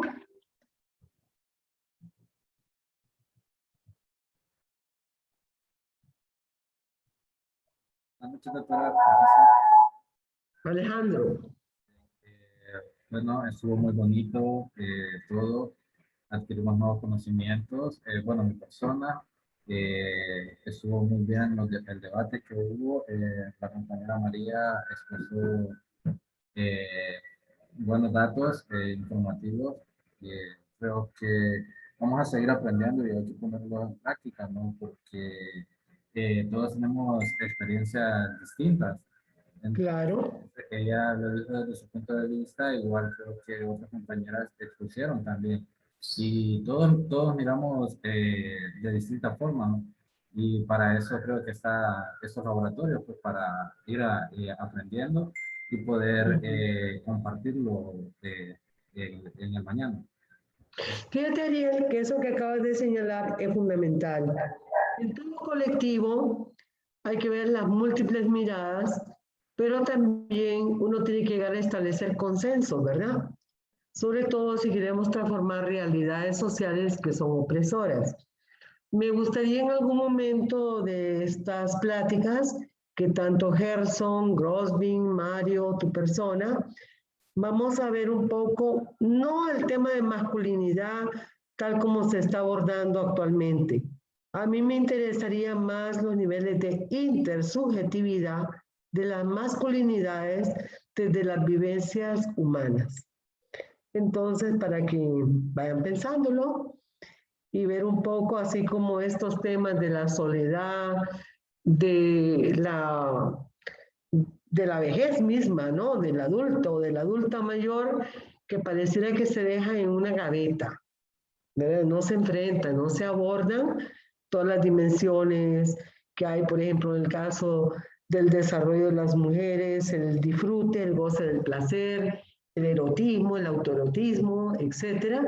Son como temas un poco vedados, pero que hay que sacarlos a flote, porque no es que toda la normativa no resuelve todos los problemas, ¿verdad? Hay problemas que son muy humanos. Bueno, no sé, tal vez una participación más y nos despedimos.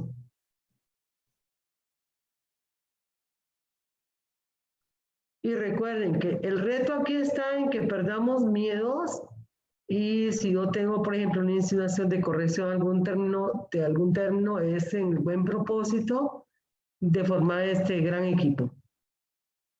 Ámbar, no sé si tiene algo que decirnos, Ámbar.